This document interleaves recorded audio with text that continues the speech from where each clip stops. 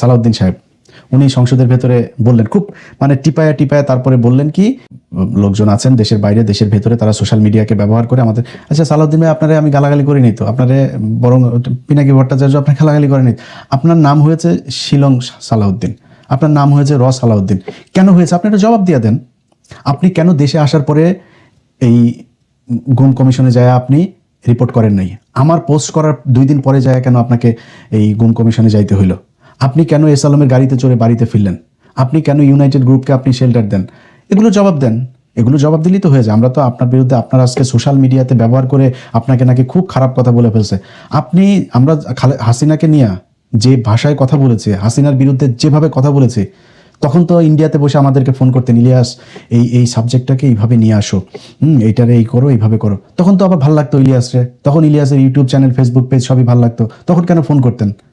তখন ফোন না করতেন, তখন বলতেন ইলিয়াস দেখো এইভাবে এই শেখ হাসিনারে এইভাবে বাজেভাবে কথা বলো না, ওনার একটু সম্মান দিয়ে, প্রধানমন্ত্রী ওনাকে একটু সম্মান দিয়ে কথা বলো। তখন বলেন নাই? এখন সোশ্যাল মিডিয়া আপনার হয়ে গিয়েছে। আপনারে নিয়ে আমার মানে বাজে কথা বলে তো লাভ নেই। আপনারে নিয়ে আপনার উলঙ্গ ভিডিও, উলঙ্গ ছবি দেখে আমার কোনো লাভ আছে নাকি? আপনার কি মনে হয় আমার কাছে কোনো কিছু নাই? আমার কাছে কোনো কিছু আগেও ছিল না? তা আপনার দেখাইছি?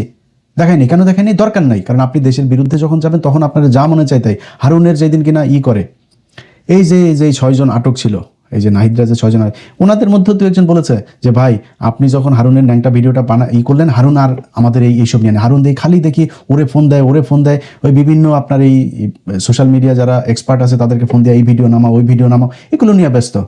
হারুন নিজে ফোন দিয়েছে পরে। আমার মনে আছে আমি বাচ্চাদের নিয়ে এক সুইমিং পুলে তখন ফোন দিয়েছে যে ভাই আপনি প্লিজ, ফেসবুক থেকে সব সরাই ফেলছে তারা, শুধু টেলিগ্রাম চ্যানেল, আমার টেলিগ্রাম চ্যানেল ছিল ওইখানে দেওয়া ছিল, ওইটা সে সরাইতে পারে না, এইটার জন্য ভাই প্লিজ এটা একটু ভাই সরাই দেন ভাই, এটা এআই ভিডিও বানানো। তখন তো হারুনের ভিডিও দেওয়ার পরে খুব মজা লাগছিল ভাই, মানে এত দ্রুত বুক পুষা ফেলে। আপনার সাথে সালাউদ্দিন ভাই, আপনার সাথে আমার ব্যক্তিগত কোনো সমস্যা নাই তো? আপনার আমি সম্মান করতাম, প্রচণ্ড সম্মান করতাম। বহুত ব্যস্ততার ভেতরেও আপনি কখনো ফোন করলে আমার ফোনে পান নাই, এরকম খুব কম হয়েছে। তা আপনার সাথে আমার এত ভালো সম্পর্ক খারাপ হইলো কেন? আপনি নিজেকে বিক্রি করেছেন, আমি ইলিয়াস হোসেন বিক্রি হই নাই কারোর কাছে। এই জন্য আপনার সাথে আমার এখন সমস্যা হয়েছে। এখন আপনার সমালোচনা শুনতে ইচ্ছা করে না। আপনাদের সবকিছু এখন বিরুদ্ধে যায় কেন? আপনারা কেন এই হাদির বিরুদ্ধে চলে যান? আপনারা কেন হ্যাঁ ভোটের বিরুদ্ধে চলে যান? আপনারা কেন আওয়ামী লীগ বিএনপি ভাই ভাই হয়ে যান? আপনারা কেন এই এস আলমকে আবার ফের ব্যবসা করার জন্য, আপনার দেশের ভেতরে প্রতিষ্ঠিত করার জন্য আপনারা কাজ করেন কেন? এত কিছু আপনার জনগণের বিরুদ্ধে যায় কেন? এটা আমি একা না তো, সারা দেশের মানুষ। একটু চোখ কান বুইজা খালি বট টট বললে হবে না। এগুলো সেম কথাগুলো আওয়ামী লীগ বলতো, বট বাহিনী, এরা এই সোশ্যাল মিডিয়াতে আসে, বাস্তবে নাই। জুলাইতে দেখিয়ে দিয়েছে না বাস্তবে আছে কি নাই। অতএব আপনাদের প্রতি আমাদের কোনো ক্ষোভ নাই। এই যে আজকে যে সম্মান দেখাইলাম না, এই সম্মান কেন দেখিয়েছি? এই সম্মান দেখানোর একমাত্র কারণ আমাদের মনে হচ্ছে যে তারেক রহমান ঠিক লাইনে আছেন। তারেক রহমান বাংলাদেশের সার্বভৌমত্বের প্রশ্নে তিনি আপোষহীন। খালেদা জিয়া যেই রাস্তায় ছিল তিনি সেখানেই থাকবেন। অনেক কিছু এদিক ওদিক আমার আগের ভিডিওগুলোতে আমি বলেছি, ওই বিস্তারিত ওই আলাপে যাচ্ছি না। সেই জন্য মনে করি যে ঠিক আছে, ওই জায়গাটা যদি ঠিক থাকে তাহলে সব ঠিক। আমি আমার এই আজকের যে অনুষ্ঠানটা যাওয়ার কথা ছিল সেখানে আমি এই জিনিসগুলো বলেছি। আমি বিশ্বাস করেন ওইখানে ইভেন ওই কয়েকটা অডিওর মাঝখানে হয়তো অডিওগুলো শুনলে নাম টাম চলে আসে, এরকম কিছু জায়গা আমি তাও ওইখানে সেন্সর করে দিয়েছিলাম যাতে নামগুলো শোনা না যায়। রানিং 2 জন মন্ত্রীর নাম আছে সেখানে। তারপরে লন্ডনে থাকা তো 7 জন মানুষের মধ্যে 6 জন হচ্ছে লন্ডনে থাকতো, এবং তাদের সাথে তারেক রহমানের খুব ভালো সম্পর্ক। এটা তো খুব ঝুঁকিপূর্ণ। তাদেরকে দিয়ে তো তারেক রহমানকে অনেক বড় ক্ষতিও তো করাইতে পারে, কারণ এই জিনিস যদি হাতে থাকে সে বাধ্য হবে তারেক রহমানের কোনো ক্ষতি করতে। আমরা সেই জায়গাগুলোই চেয়েছিলাম যে এইটা যদি আমি দেই তাহলে অন্য নেতারা হবে, এবং কিছু কৌশলও সেখানে বলা ছিল, এই জায়গাগুলো আমি করব। তো যেহেতু মানে এমন কিছু খুব মানে আমার খুব কাছের মানুষ, যাদেরকে খুব সম্মান করি, যাদের কথা শুনি, এরকম কিছু মানুষজন বলেছেন, এবং তাদের কারণে আমার আজকে ইয়েটা করলাম। এবং আমি সত্যি কথা আমি বলি, দেখেন আপনারে নিয়ে আমার মানে বাজে কথা বলে তো লাভ নেই। আপনারে নিয়ে আপনার উলঙ্গ ভিডিও, উলঙ্গ ছবি দেখে আমার কোনো লাভ আছে নাকি? আপনার কি মনে হয় আমার কাছে কোনো কিছু নাই? আমার কাছে কোনো কিছু আগেও ছিল না? তা আপনার দেখাইছি? দেখায়নি। কেন দেখায়নি? দরকার নাই। কারণ আপনি দেশের বিরুদ্ধে যখন যাবেন তখন আপনার যা মনে চাই তাই। হারুনের যেদিন কিনা করে, এই যে 6 জন আটক ছিল, এই যে নাহিদরা যে 6 জন, ওনাদের মধ্যে তো একজন বলেছে যে ভাই আপনি যখন হারুনের ন্যাংটা ভিডিওটা করলেন, হারুন আর আমাদের এইসব নিয়ে হারুন খালি দেখি ওরে ফোন দেয়, ওই বিভিন্ন আপনার এই সোশ্যাল মিডিয়া যারা এক্সপার্ট আছে তাদেরকে ফোন দিয়ে এই ভিডিও নামাও, ওই ভিডিও নামাও, এগুলো নিয়ে ব্যস্ত। হারুন নিজে ফোন দিয়েছে পরে। আমার মনে আছে আমি বাচ্চাদের নিয়ে এক সুইমিং পুলে তখন ফোন দিয়েছে যে ভাই আপনি প্লিজ, ফেসবুক থেকে সব সরাই ফেলছে তারা, শুধু টেলিগ্রাম চ্যানেল, আমার টেলিগ্রাম চ্যানেল ছিল, ওইখানে দেওয়া ছিল, ওইটা সে সরাইতে পারে না। এইটার জন্য ভাই প্লিজ এটা একটু ভাই সরাই দেন ভাই, এটা AI ভিডিও বানানো।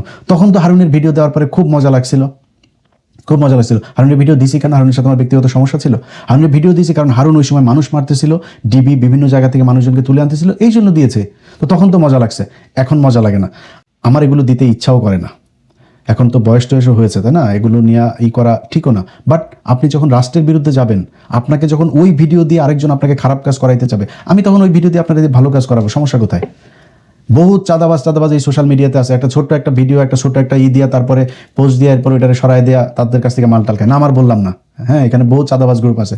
আমি ইলিয়াস হোসেন কোনো মানুষকে কাউকে বলেছে যে ভাই আপনার এই ন্যাংটা ছবিটা আছে, 5 লাখ টাকা দেন, বার করে দিয়েন তো একজনকে, একজন বললেন। আমিও তো বহু মানুষের এইসব বের করেছি, তাই না? কাউকে এটা দেওয়ার আগে তার হারুনকে বললে ওই সময় 2-4 কোটি টাকা নিতে পারতাম না? পারতাম তো। হারুন নিজে ফোন দিয়েছে আমাকে, পারতাম না এটা করতে? এটা করিনি ভাই। আমরা দেশের জন্য যেটাই করি ওটা দেশের জন্যই করি, আগেও করেছি, এখনও করছি, সামনেও সেটাই করব।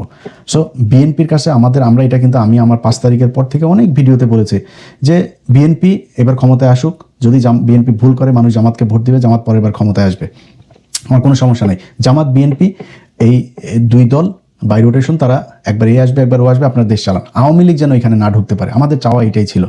ওই জায়গায় যদি ঠিক থাকেন, এবং আবারও বলছি ভাই, 71 নিয়েই বাংলাদেশকে ভাগ করেন না প্লিজ। 71-এর এটা আপনাদের বয়ান না।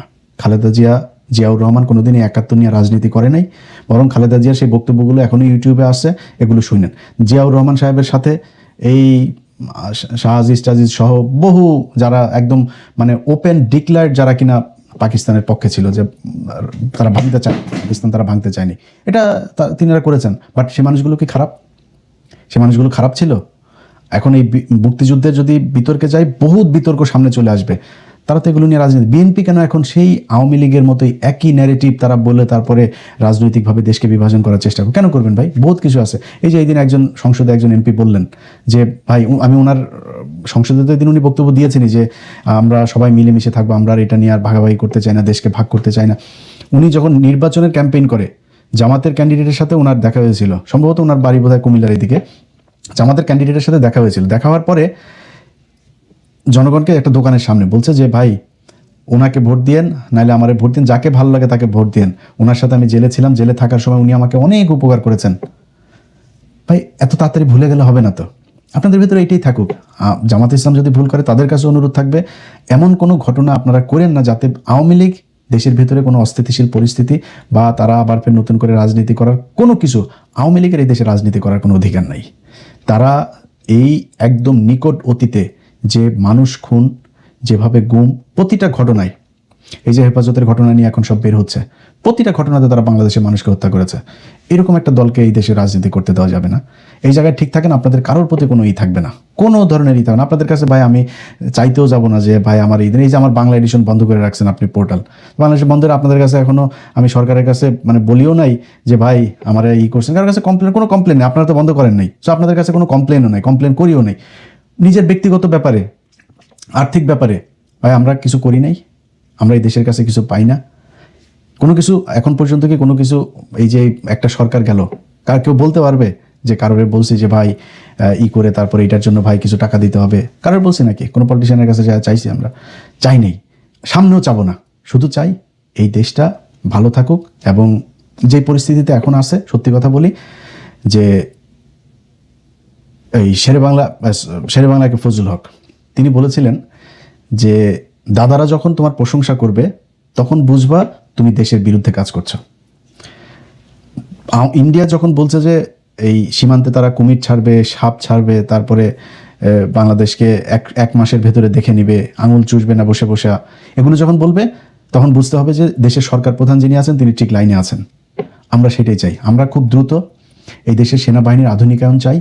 আমার এয়ার ডিফেন্স, শক্তিশালী একটা এয়ার ডিফেন্স চাই। আপনার মাঠে মারামারি করার জন্য বাংলাদেশে 20 কোটি মানুষ আপনার জীবন দিয়ে দেবে, খালি এয়ার ডিফেন্সটা আপনি ঠিক করেন। প্রধানমন্ত্রীর থাকার জন্য, সেনাবাহিনীর শীর্ষ জেনারেলদের থাকার জন্য, তাদের নিরাপত্তার জন্য, তারা যাতে এক জায়গায় বসে পরিচালনা করতে পারে যুদ্ধ, এই জন্য তাদের নিরাপত্তার জন্য যেই জায়গা দরকার সেই জায়গা ঠিক করেন।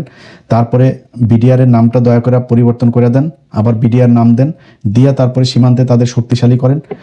আমার এই দেশের কোনো রাজনীতিবিদ কারোর প্রতি কোনো অভিযোগ থাকবে না। ইন্ডিয়ার সাথে আগের 2টা ভিডিওতে বলেছি, আবারও বলছি, ইন্ডিয়ার সাথে যুদ্ধ হলে আল্লাহ যদি বাঁচায় রাখে, কথা তো শুনবেন তাই না, সামনেও দেখবেন। ইন্ডিয়ার সাথে যুদ্ধ হলে আমি ইলিয়াস হুসাইন আপনাদেরকে কথা দিলাম, আল্লাহকে সাক্ষী রেখে আমি বাংলাদেশে আসব। এবং ওই যুদ্ধে আমি তো আর বিশাল জেনারেল না, আমি বিশাল মানে যুদ্ধ বিশারদ না, বাট আমার শক্তি যতটুকু আছে এই শক্তির সর্বোচ্চ দিয়ে আমি ইন্ডিয়ার বিরুদ্ধে মরতে চাই। অতএব অনেক কথা বললাম, আপনাদের কাছে আবারও সবশেষ অনুরোধ থাকবে, ভাই আমরা বিএনপির বিরুদ্ধে না, বিএনপির কোনো নেতার বিরুদ্ধেও না।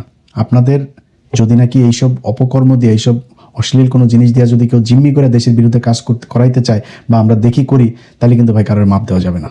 এবং আল্লাহর রাস্তে এই 71 এগুলো নিয়ে এই ঝামেলাগুলো বাদ দেন। এই দেশে কেউ স্বাধীনতা বিরোধী না, এই দেশে সবাই বাংলাদেশকে ভালোবাসে, আবার সবাই চোর। সো এখন নতুন করে চুরি টুরি বন্ধ করে কেমনে দেশটাকে সামনে নেওয়া যায় ওই চিন্তা করেন। 71 নিয়ে ঘাটাঘাটি যদি করতে চান, তাহলে কয়জন মারা গেছিল সেটা বার করেন, কয়জন আসলে রেপ হয়েছিল সেটা বার করেন, কারা কোথায় এই রায়ের বাজারে কি পরিমাণে আপনার যারা প্রো পাকিস্তান ছিল, যারা এই 9 মাস চাকরি করেছে, তাদের কয়জনের লাশ আছে, তাদেরকে কারা মারলো, জহির রায়হানকে কারা গুম করলো, এগুলো খুঁজে বার করেন।